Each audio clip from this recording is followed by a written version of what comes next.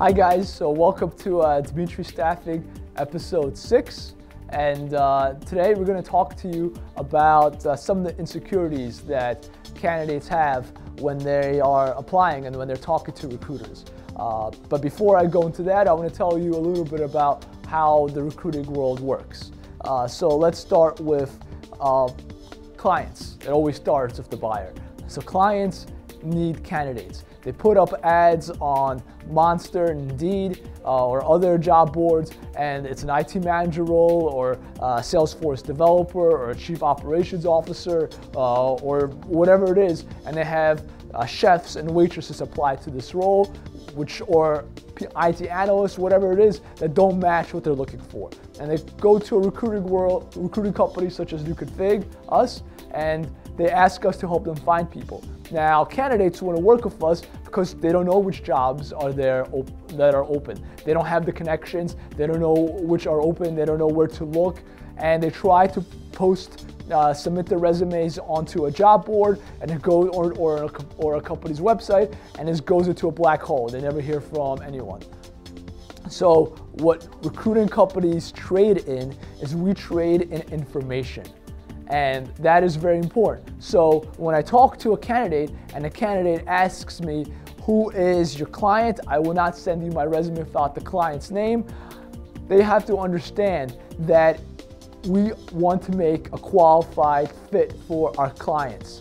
And we will not submit you unless you are a qualified fit. And to make a qualified fit, we need your resume and we need to qualify you for the role. Do you have the years of experience? Do you have the certifications? Are you within the salary range? And the only way we qualify you is once we have your resume and once we talk to you for 10 to 20 minutes, sometimes 30, sometimes 10, to find out whether you are a fit. And it behooves the candidate to send us their resume because we have an opportunity for them that they don't know about. We are adding value to them.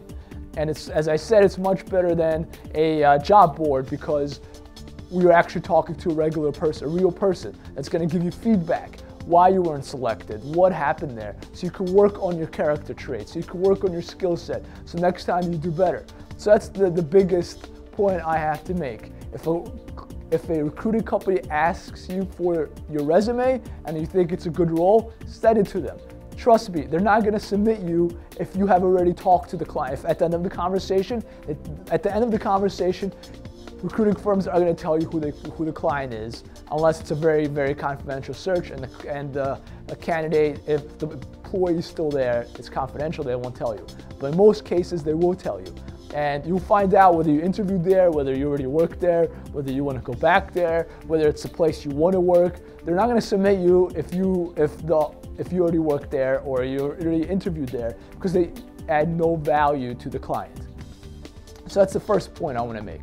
The second point I want to make is a big insecurity that a lot of candidates have, and that's with how many other candidates are interviewing for this role. Is it 2? Is it 5? I really want to know. I get asked this question a lot. How many more candidates are interviewing for this role?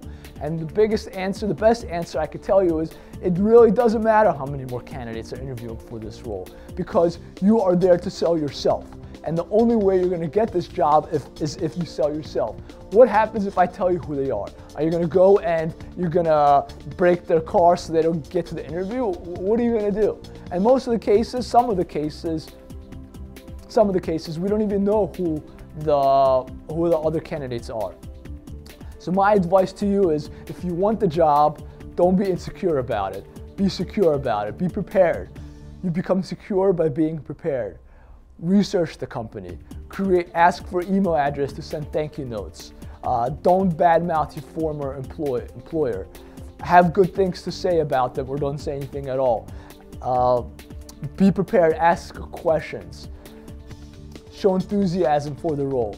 That's the most important thing. I've realized in my experience as a recruiter that enthusiasm gets you the job. Even if you have all the years of experience and all the certifications, if you don't have enthusiasm for the role, most likely that means you're not going to be there long. And that most likely means they're not going to hire you.